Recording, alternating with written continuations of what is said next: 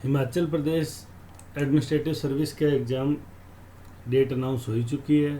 Himachal Pradesh administrative service में अब क्या पढ़ें और पेपर कैसे अटैम्प्ट करें, आज के टाइम में ये सबसे बड़ी बात है। तो यहाँ दो चीज़ें आपको बताई जाएगी, एक तो प्रेस नोट है जो आपके साथ शेयर किया गया था, दूसरा कुछ महत्वपूर्ण बातें हैं। जल्दी से इस वीडियो में इससे कंप्लीट करने की कोशिश करेंगे। तो ये 16 अक्टूबर 2022 को दो सेशन में सुबह 10 से 12 और 2 से 4 यानी ये सी सेट हो गया और वो जनरल पेपर हो गया, ये करवाया जाएगा। आज हो गई है तारीख 10 अक्टूबर, यानी आज से सही 6 दिन बाद है। अब एक बार रिवीजन की बात करें, पहले तो सबसे बड़ी बात करें कि पढ़ें क्या। तो पढ़े में लेटेस्ट में मैं आपको कहूँगा, इस बार इकोनॉमिक सर्वे जो है हिमाचल प्रदेश का, उसमें से काफ़ी सवाल आने की गुंजाइश है। तो इकोनॉमिक सर्वे को लास्ट 6 डेज में अच्छे से रिवाइज कर लें। बाकी करंट अफेयर्स है वो हिमाचल बेस ज़्यादा पूछा जाएगा, चुनावी साल है इस साल, तो उसका भी बड़ा वेटेज रहने वाला है। तो करंट अफेयर्स अच्छे से पढ़ के जाएं। हिमाचल आपने पढ़ ही लिया होगा क्योंकि स्टेट पीसीएस का एग्ज़ाम है। और इकोनॉमिक सर्वे में कई बार बच्चों की दिक्कत आती है, सर क्या पढ़ें। देखिए, सब चीज़ें नहीं लिखी होती। जैसे जिन मुख्यमंत्री जी के भाषण का मैंने पीडीएफ लिया है, ये आपको दिशा क्लासेज के चैनल पे भी मिल जाएगा। जिन स्कीम्स का कहा गया, जैसे उज्ज्वला, मुख्यमंत्री गृहिणी सुविधा योजना, प्रधानमंत्री किसान सम्मान योजना, आयुष्मान भारत योजना, हिम केयर योजना, सहारा योजना, जनमंच योजना, आर्थिक एवं सामाजिक उत्थान योजना, इन योजनाओं में सबसे पहली बात लाभार्थी वर्ग क्या है, और नंबर 2 अगर इसमें हम बात करें तो कब लागू की गई थी, कितना इसको अवधि हो गया, क्या लेटेस्ट में चल रहा है। दूसरा, जैसे इसमें मुख्यमंत्री जी ने कहा था हिमाचल में केवल 2 ऑक्सीजन संयंत्र होते थे, जिनकी संख्या बढ़ा के 48 कर दी, 5000 से ज़्यादा ऑक्सीजन कंसंट्रेटर हो गए। प्रधानमंत्री जी ने जो हिमाचल प्रदेश को तमगे दिए वो अपने आप में काफ़ी महत्वपूर्ण है। जैसे सितंबर 2021 में वर्चुअल संबोधन में चैंपियन राज्य की दर्जा दिया गया था। दूसरा, रूस की जो वैक्सीन थी कोविड की स्पुतनिक, वो भी हिमाचल में अपना व्यावसायिक उत्पादन शुरू कर रही थी।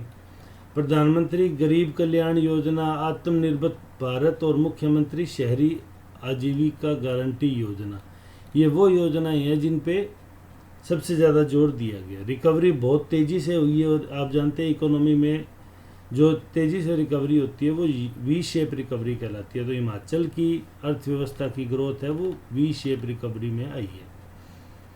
केंद्र जो योजनाएं हिमाचल के साथ शेयर कर रहा है उनको एक ही एजेंसी के अंतर्गत लाया जा रहा है, जिसे कहा गया है single nodal agency account SNA। तो अभी मौके पे हिमाचल में केंद्र सरकार की 91 स्कीम्स चल रही है, और जो 30 राज्य गवर्नमेंट स्कीम है और डायरेक्ट बेनिफिट ट्रांसफ़र की जो स्कीम है उन्हें इस वर्ष लाया जा रहा है। लेकिन जब बजट भाषण दिया गया था तो अब सवाल आ सकता है केंद्र सरकार की कुल कितनी योजनाएं हिमाचल प्रदेश में कार्यशील है, तो उसका जवाब हो जाएगा 91 योजनाएं। तो कुछ महत्वपूर्ण योजनाएं होती है, कुछ अलग अलग योजनाएं होती है। जैसे विधायक क्षेत्रीय विकास निधि था जो 1 करोड़ 80 लाख होता था, उसको बढ़ा के 2 करोड़ कर दिया। अब सीधा सा सवाल क्या पूछा जाएगा, भाई विधायक क्षेत्र विकास निधि योजना की वर्तमान राशि कितनी है। ये तो था क्षेत्र विकास, और दूसरा है विधायक ऐच्छिक निधि, जिसे 10 लाख से बढ़ा के कितना कर दिया, 12 लाख रुपए प्रति विधानसभा चुनाव क्षेत्र कर दिया। गृहिणी सुविधा योजना किया गया, जिसमें हिमाचल को धुआं रहित करने के लिए 3 सिलेंडर फ्री दिए जाएंगे, मुफ्त सिलेंडर। उसमें कह दिया अगर नया कनेक्शन है तो तीनों फ्री, अगर पुराना कनेक्शन और 1 सिलेंडर फ्री ले रखा है तो अगले 2 निःशुल्क, और अगर 2 ले रखे हैं तो एक तीसरा निःशुल्क। फिर बजट में 4 नई अनाज मंडियों की घोषणा। अब ऑब्जेक्टिव में आ जाएगा निम्नलिखित में से कौन सी 4 नई अनाज मंडियां घोषित की गई, तो रामपुर, ऊना, मजारी, बिलासपुर, रियाली एवं मिलवा, कांगड़ा, ये 4 मंडियों की घोषणा है जो बजट स्पीच में माननीय मुख्यमंत्री जी ने करी थी। अब हिमाचल प्राकृतिक क्षेत्र जो खेती के लिए आगे बढ़ रहा है, प्राकृतिक खेती खुशहाल किसान PK3Y योजना का संबंध किससे है, तो प्राकृतिक कृषि खुशहाल किसानी योजना से है। हिमाचल में कितनी ग्राम पंचायतें, तो आपको पता ही है 3615 ग्राम पंचायतें। ये एक डाटा है, ये आपको याद रखना है, ये एज इट इज सवालों में पूछा जा सकता है। प्राकृतिक कृषि के लिए 100 गांवों को चयन किया गया था बजट में। अब सवाल आ सकता है सीधा कि बजट में कितने गांवों को प्राकृतिक कृषि के लिए चुना गया था। फिर आता है किस मंडी को आदर्श मंडी के रूप में विकसित किया जा रहा है? तो पराला मंडी को आदर्श मंडी के रूप में विकसित किया जा रहा है। पिछले बजट में एक फूल मंडी की घोषणा हुई थी जो कहाँ स्थापित कर दी गई? परवाणु। तो सबसे बड़ी बात, फूल मंडी कहाँ पे है? परवाणु में। दूसरी की अब घोषणा कर दी। फिर किन खेतियों को प्रायोगिक स्तर पे हिमाचल प्रदेश ने अपनाया? तो हींग और केसर। और दालचीनी और मोंग फ्रूट है उसको institute of Himalayan bio research technology Palampur के सहयोग से पायलट प्रोजेक्ट के रूप में कर रहे हैं। और ड्रैगन की भी संभावनाएं देखी जा रही है। मक्का और गेहूं की उत्पादकता बढ़ा रहे हैं, लेकिन ध्यान रखते हुए कि पेस्टिसाइड का उत्पादन न हो। आजकल जहाँ कृषि सुधारों में एफपीओ सबसे बड़ा संगठन होता है, किसान उत्पादक संगठन, तो इस पे भी काफ़ी चर्चा की गई आर्किड पे। अब ये सवाल एक बहुत इंपॉर्टेंट सवाल हो जाता है। सवाल सीधा सीधा आएगा, शिटाके और ढींगरी क्या है? तो शिटाके और ढींगरी क्या है? ये मशरूम की दो किस्में हैं। तो किन दो फलों के लिए या किन उत्पादों के लिए क्लस्टर बनाने का प्रावधान बजट में किया गया? तो जामुन और मेवों के लिए। एक ये सबसे बड़ा और इम्पोर्टेंट सवाल है जो बजट स्पीच में मुख्यमंत्री जी ने शामिल किया था, स्वर्गीय श्री सत्यानंद स्टोक्स, जिन्होंने हिमाचल में 1916 में सेब के बाग लगवाए, सेब का उत्पादन आरंभ करवाया। तो उनकी मृत्यु के देहावसान के 75 वर्ष पूरे होने पर शिमला जिले का कोटगढ़ थानादार और आसपास का जो एरिया है उसको सत्यानंद स्ट्रोक्स टैल के रूप में डेवलप किया जा रहा है।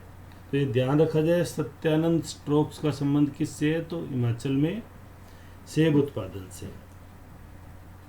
फिर सीए स्टोर्स कहाँ कहाँ बनाए जा रहे हैं और भविष्य में कहाँ कहाँ प्रस्तावित है, ये नाम आप जरूर से याद कर लें। अब हिमाचल में जो फूड प्रोसेसिंग यूनिट स्थापित की गई थी पराला में, उसने अपना काम प्रारंभ कर दिया और परवाणु और जड़ोल में स्टार्ट कर दिए।